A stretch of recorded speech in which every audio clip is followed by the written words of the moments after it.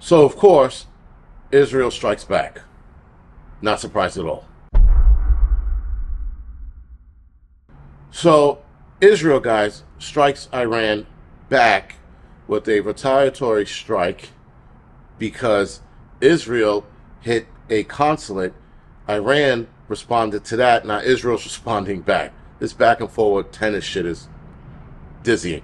Anyway, with that, guys, it seems like Iran is not going to retaliate. So we have to wait and see, because they said that they might not. And according to Israel reports, the strike was limited, as they said they were going to do a couple of days ago. They said, well, we're going to respond, but we're going to respond with a limited strike. You're telling the opposite, whatever. You guys, the way they go around telling their enemy how they're going to strike and where they're going to strike is mind-blowing to me. But anyway, Israel strikes Iran yesterday.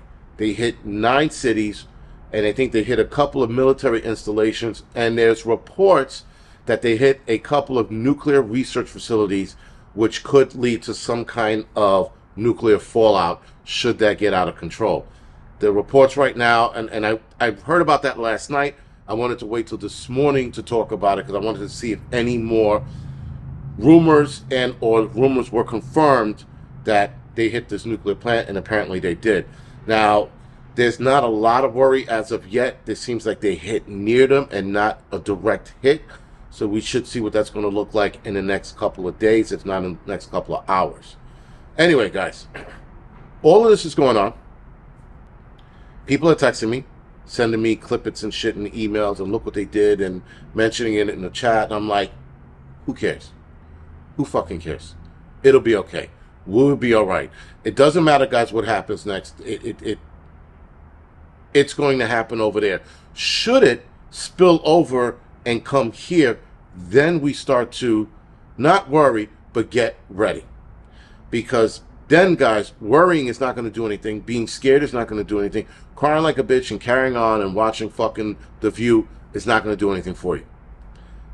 Getting ready is the only answer. Not crying, not carrying on. Get ready. Because should it get out of hand over here, then you're going to be ready to rock and roll, and you're going to think accordingly, and you need a clear mind to think accordingly. You can't sit there and start, oh my God, what are we going to do? Don't do that shit. That's for bitches. We're not bitches. We're going to fucking handle it. Now, yes, sure, you're going to be scared, especially if it turns into a nuclear strike. And if you live in a nuclear strike-ish city like I do, yes, you're going to be scared. But nonetheless, you're going to follow through with your actions because you're ready to rock and roll. If you clamor up and you fold like origami, you're toast. So with that, guys, it doesn't matter what happens over there. Let it stay over there. The Iranian-Israel thing back and forth is going to continue. Now, this, guys, is starting to grow into something a lot bigger than it needs to be. But again, it's happening over there. And as long as it stays over there, we are okay. If we get involved and Russia gets involved, then it's going to get worse. But I think even then, it's still going to stay over there. A lot of people thought that the Ukrainian war was going to spill, we were going to get directly involved, and it was going to turn into a Third World War. And it never got there. I think we're going to stay out of this one. We're going to show support and waving flags and bullshit as we do here, and maybe throwing some money at Israel and like, here, buy some more missiles. That's it. I think that's the extent of us getting involved. A lot of people seem to think that we're going to put boots on ground over there. We're not. We don't have a reason to. There is no version in the universe where we put boots on the ground over there for that. Now, if something bad happens, like a military base gets hit and hundreds of military troops die, and it was Iraq and or Iran that sent that missile flying, then we're going to get involved. But if that doesn't happen, we'll be all right. And regardless, guys, if it all falls apart and the shit comes down, crumbling down around us, just be ready. Listen, a lot of people are looking at the news. I'm like, oh my God, you see what's going on over there? Stop. Stop watching the news. I think the news, the media, mainstream media, is being fueled by our fear because we're watching this shit and they're looking at their ratings, going, "Oh, ratings are high right now. We got so many Americans watching this shit. Let's turn up the heat a little more." If you stop watching this shit, they'll stop reporting it, and people will stop flustering about this shit.